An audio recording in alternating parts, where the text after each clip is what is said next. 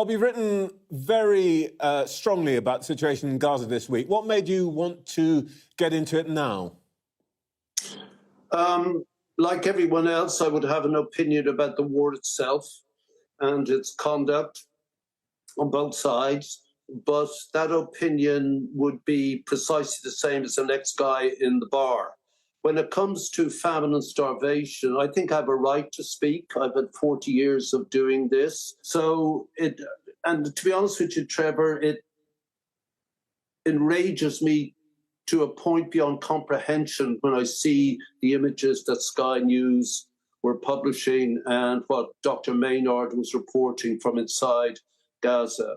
And at that point, I thought that the 40th anniversary of Band-Aid, my own past and history with this, I thought I should say something now.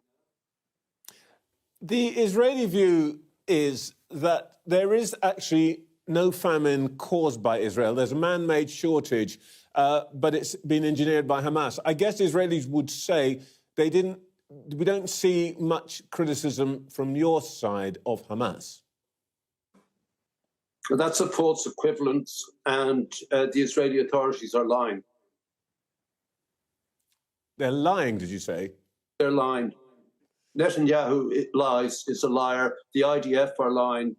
They're dangling food in front of starving, panicked, exhausted mothers. And while they arrive to accept the tiny amount of foods that this sort of set up pantomime outfit, the Gaza Humanitarian Front, I would call it, as they dangle it, then they're shot wantonly. This month, up to now, 1,000 children or 1,000 people have died of starvation. I'm really not interested in what either of these sides are saying. When you target infants and children, when their wounds are no longer capable of healing, when breastfeeding mothers can no longer do this, then everything goes out the window. Talk about recognizing Palestinian states. This, at this point, is a kind of virtue signaling. It's academic. It doesn't matter.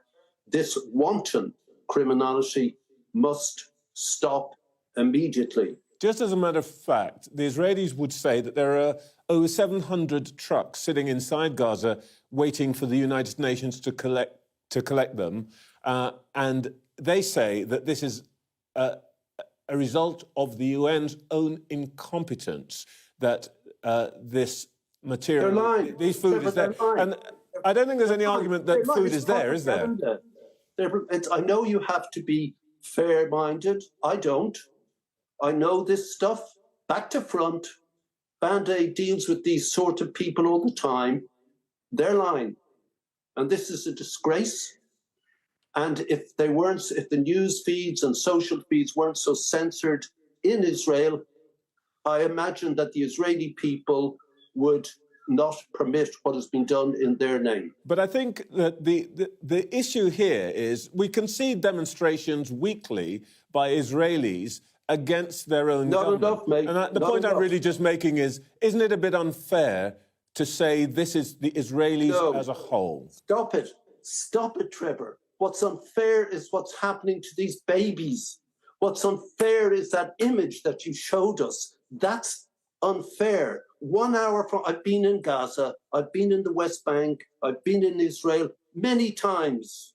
What's unfair is that 1 hour from the hunger, people are sitting down to their unthreatened dinners to turn on the next Netflix soap. 1 hour. So if Israelis want to protest, get in your cars.